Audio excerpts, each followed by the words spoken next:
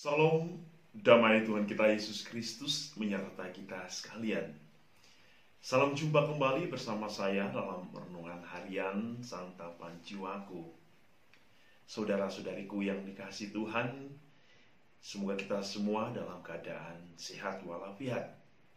Dan hari ini kita semua diundang untuk kembali mendengarkan firman Tuhan. Dan kita akan merenungkan dari Injil Lukas bab 7 ayat 19 sampai 23. Marilah kita mendengarkan firman Tuhan. Inilah Injil Yesus Kristus menurut Lukas.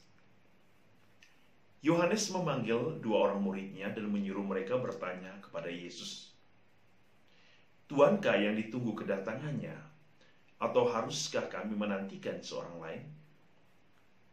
Ketika kedua orang itu sampai kepada Yesus, mereka berkata, "Yohanes Pembaptis menyuruh kami bertanya, Tuankah yang ditunggu kedatangannya, atau haruskah kami menantikan seorang lain?"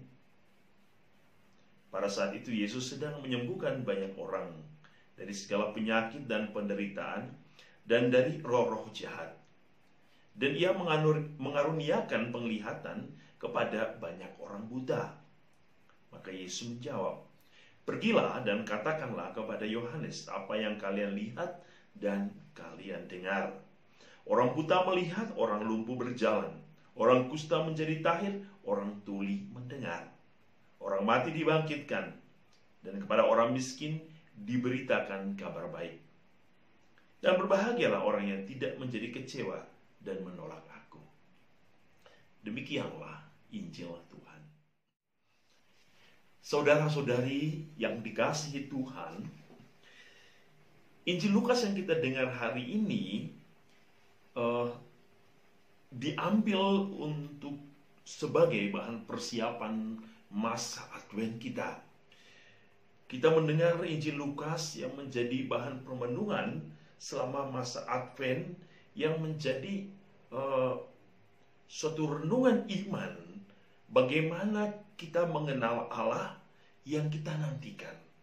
Siapakah Allah yang kita nantikan dalam perayaan Natal, dalam misteri iman, misteri keselamatan, supaya perayaan Natal ini menjadi sesuatu yang berfaedah, yang berguna bagi kita, suatu permenungan yang berkualitas bagi kita, bahwa masa penantian selama masa Advent ini adalah masa di mana kita mengenal Kristus dengan baik dan benar.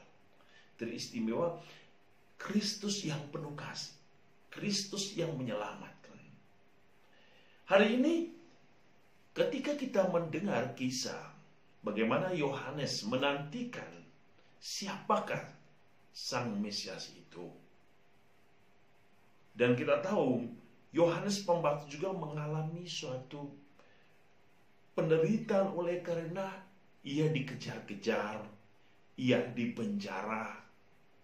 Dan ketika ia mendengar kisah bahwa ada seseorang yang melakukan perbuatan-perbuatan besar, sepertinya Yohanes menjadi kepo. Siapa sih dia? Tolong cari tahu. Ia meminta para muridnya.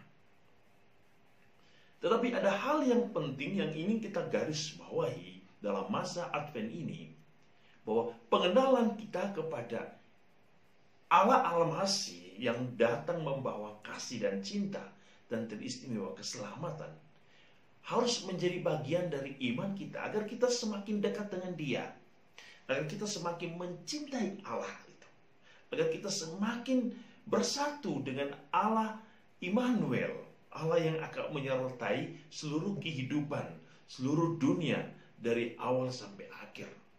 Allah yang tidak pernah berhenti mencintai manusia. Hari ini Lukas mengatakan bahwa Allah Al-Masih yang datang adalah Allah yang memberikan harapan kepada manusia. Yang buta melihat, yang lumpuh berjalan, yang kusta menjadi tahir, orang tuli mendengar, yang mati dibangkitkan, orang miskin mendapatkan kabar sukacita. Inilah kabar sukacita yang kita dengar, yang kita imani, yang kita renungkan selama masa Advent ini. Bahwa dialah Allah yang akan memberikan harapan kepada orang-orang yang berputus asa. Orang-orang yang mengalami kegalauan. Orang-orang yang saat ini mengalami kekrisisan. Dialah Allah yang akan menjawab apa yang menjadi harapan kita. Apa yang menjadi keluh kesah kita. Yang memberi penghiburan bagi orang-orang yang mencarinya. Bagi orang-orang yang mengandalkannya. Maka Yesus berkata, berbahagialah orang yang tidak akan menjadi kecewa dan menolak aku. Sebab dia akan memperoleh kebebasan, kebahagiaan, penghiburan, dan cinta sejati dari Allah. Sehingga dalam masa Advent ini adalah masa yang sangat penting. Masa yang penuh rahmat untuk kita mengenal Allah itu. Allah yang penuh kasih.